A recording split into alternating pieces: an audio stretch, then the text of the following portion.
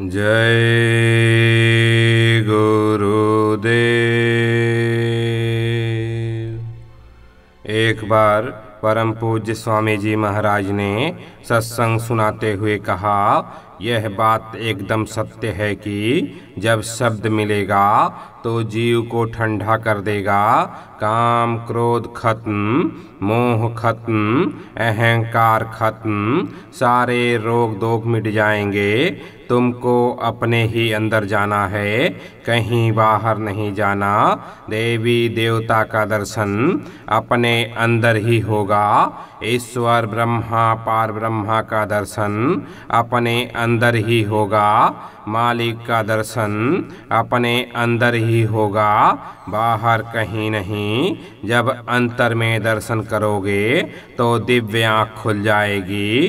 दोनों आँखों के पीछे मालिक छुपा हुआ है, वह बाहर कहीं नहीं है। उसका दर्शन दिव्य आँख से होगा, चर्म आँख से नहीं। मालिक का भेद भूल गए, इसलिए बाहर ढूंढते रहते हो। तीर्थों में, मंदिरों में उसको देखना चाहते हो, उसके लिए इतनी मेहनत करते हो, पर सब मेहनत व्यर्थ बेकार चली जाती है, कुछ पल्ले नहीं पड़ता। इसलिए महात्माओं ने कहा है कि मालिक अंतर में मिलेगा। अंतर की आँख खुले, उसको कहते हैं दिव्य आँख। वह खुलेगी तभी मालिक मिलेगा। जब आप दुनियादार से कहोगे तो वह कहेगा कि हमने चर्म आँखों से उसको नहीं देखा। अगर महापुरुष कहते हैं कि वह मालिक सामने खड़ा है, पर उसकी समझ में कुछ आएगा नहीं। इसलिए महात्माओं ने कहा है कि तुम संतों के पास जाओ और उनके सामने अपनी इच्छा प्रकट करो कि हमें मालिक का दर्शन हो जाए। जब इच्छा होगी तो रास्ता मिल जाएगा। रास्ता मिल जाए तो तुम चल पड़ो। जब चल पड़ोगे तब तुम कहोगे कि यह तो बहुत सीधा रास्ता है। तो कहने का मतलब यह है कि बताने वाला कोई मिल जाए तो कोई कठिन रास्ता नहीं। दरवाजे पर बैठ जाओ, बैठ कर रो। मालिक के दर्शन दीदार के लिए दुनिया की चीज़ों के लिए रोते हो, उसी की याचना करते हो, सब कुछ मिल जाए फिर भी रोते ही रहते हो और वही चीज़ें चाहते हो। उस मालिक के लिए रो, वह अंतर्यामी है, सर्वव्यापी है। जब जब जैसा देखेंगे भक्त वत्सल बनकर प्रकट हो जाएगा। पर दर्शन तो अंतर के घाट पर होगा। सूरत में दिव्य आँख है, दिव्य कान है, दिव्य नाक है, इसको लेकर वह उतरी है। पर जानने वाला मिले तो बताए, इसलिए कहा है भेदी लीजय साथ करी, दिन ही भेद बताए। कर्मों के कारण ही जन्म मरण होता है।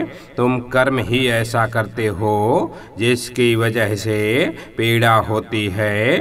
पीड़ा तो भजन से जाएगी। भजन करोगे तो कर्मों की सफाई होगी और तुम्हारी तकलीफ़ें कमज़ोर पड़ेंगी। जब सूरज जीवात्मा के घाट पर आओगे तब सच्चा भजन होगा।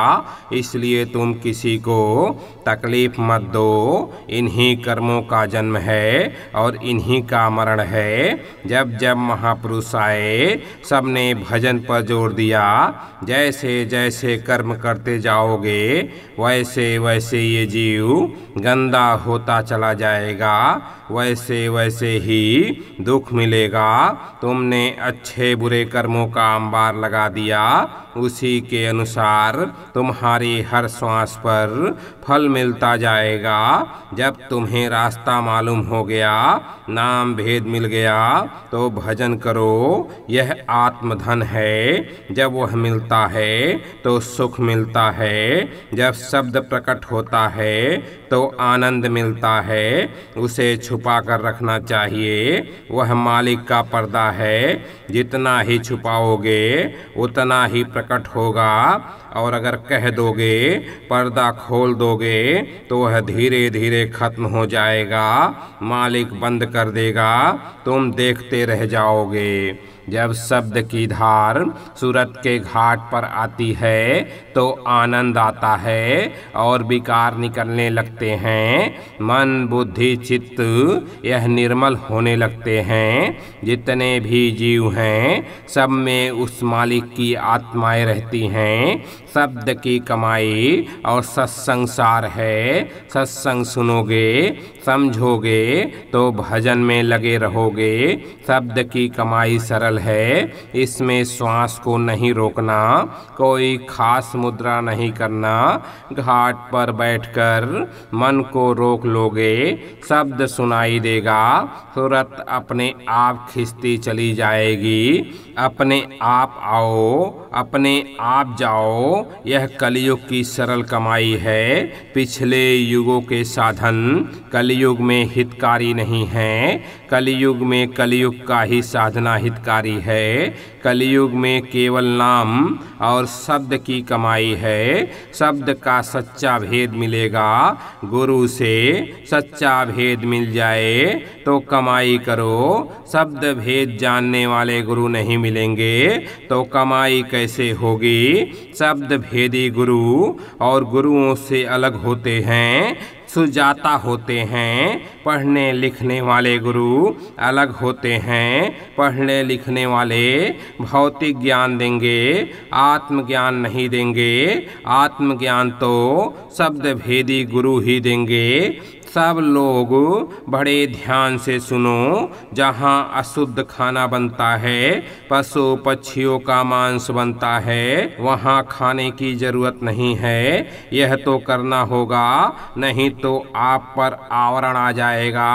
तुमको पता नहीं है कि क्या हो रहा है और उसका असर क्या होगा। यह तो महात्मा जानते हैं कि इसकी सजा क्या होती है। जम की मार ऐसी है कि तुम कैसे बर्दाश्त करोगे। पहले के लोगों को आराम था, इतनी बीमारियां नहीं थी। अब सबको बीमारी लग गई और सबको भूत लग गया। दवा असर नहीं करती, दवा खाते रहते हैं पर कोई लाभ नहीं होता। तो कोई बात तो जरूर है, तुमने अपने हित की और लाभ की बातों को उड़ा दिया और दूसरों के अहित की बातों को अपना लिया। जब समझाया जाता है कि कोई भी जीव काटे जाने पर भूत प्रेत बन जाता है तो समझना चाहिए गुरु वचनों का ध्यान रखोगे तो संभले रहोगे। जरा सा भी भूलोगे तो धोखा खा जाओगे। गुरु की महिमा सब धर्मों में है, सब जगह उसका स्थान बड़ा है। साधक को गुरु मिल गए, रास्ते की जानकारी मिल गई तो कमर कस लेनी चाहिए कि हमको सुमरन ध्यान भजन करना है। सब सामान उठा लो और चल पड़ो, यानी मन बुद्धि चित्त और अहंकार, इसको इधर से हटा लो और खाली होकर चल पड़ो। यहाँ जो लोग बैठे हैं इसमें सब तरह के लोग हैं। कुछ लोग रोज नियम से साधना करते हैं, कुछ लोग कभी करते हैं कभी नहीं करते हैं। कुछ लोग ऐसे भी हैं जो बिल्कुल ही नहीं करते।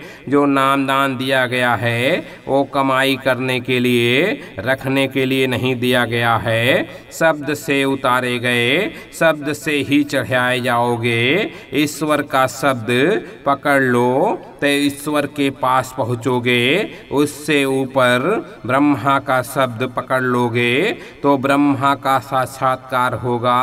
इसी तरह से एक के बाद एक पार ब्रह्मा महाकाल पुरुष का शब्द पकड़कर ऊपर चढ़ चलोगे और सतपुरुष का शब्द पकड़कर सत्यलोक चल जाओगे।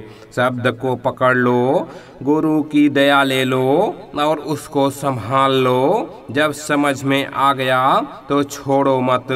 अब ये अंतर की बातें किताबों में तो है नहीं, संतों की किताबों में तो है, पर बिना उनके समझाए नहीं समझ समझ में आएगा। जब मैं गुरु के पास था तो कुछ सुनते थे और लोग उठकर चले जाते थे, हमारी समझ में कुछ नहीं आता। लेकिन जब धीरे धीरे सुनते सुनते प्रेमियों को कुछ अनुभव होने लगा, लोग बैठने लगे, तो इनको देखकर और भी लोग आने लगे कि इनमें इतनी श्रद्धा भावना, इतना विश्वास है, तो बात तो कुछ जरूर है। जय गुरुदेव।